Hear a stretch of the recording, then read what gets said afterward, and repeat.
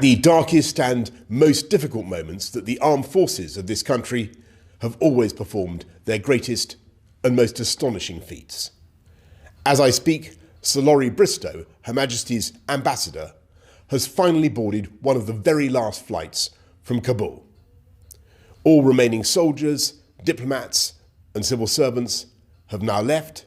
It's the culmination of a mission unlike anything we've seen in our lifetimes. UK troops and officials have worked round the clock to a remorseless deadline in harrowing conditions. They have expended all the patience and care and thought they possess to help people in fear for their lives. They've seen at first hand barbaric terrorist attacks on the queues of people they were trying to comfort, as well as on our American friends. They didn't flinch. They kept calm. They got on with the job. It's thanks to their colossal exertions that this country has now processed, checked, vetted and airlifted more than 15,000 people to safety in less than 2 weeks. And let me remind you who they are, these people we now welcome, who we will now help to contribute in any way possible to the life and economy of the country. They're either UK nationals or people who have proved their loyalty to this country beyond doubt, interpreting, guiding, helping to keep our people safe for 2 decades in a series of Afghan operations that has seen 150,000 serving men and women do a tour of duty, and which has cost the lives of 457 troops and injured thousands more.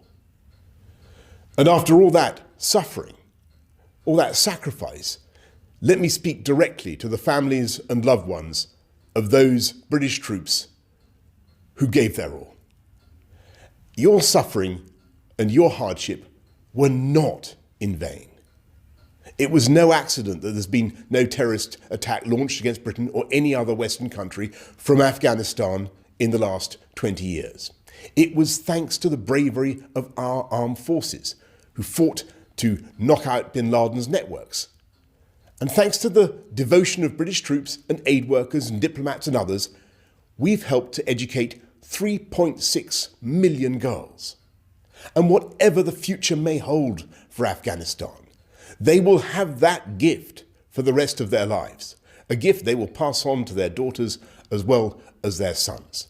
And though we would not have wished to leave in this way, we have to recognise that we came in with the United States in defence and support of the United States, and the United States military did the overwhelming bulk of the fighting. And though we now leave with the United States, we will remain represented in the region. We're doubling our humanitarian assistance, development assistance this year to £286 million. And together with our allies in America and Europe and around the world, we will engage with the Taliban, not on the basis of what they say, but what they do.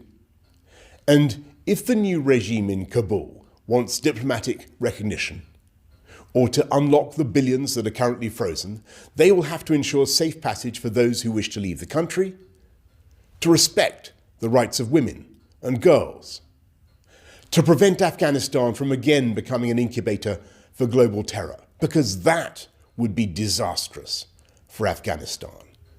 And we will use every lever we have, political, economic, diplomatic, to help the people of Afghanistan and to protect our own country from harm.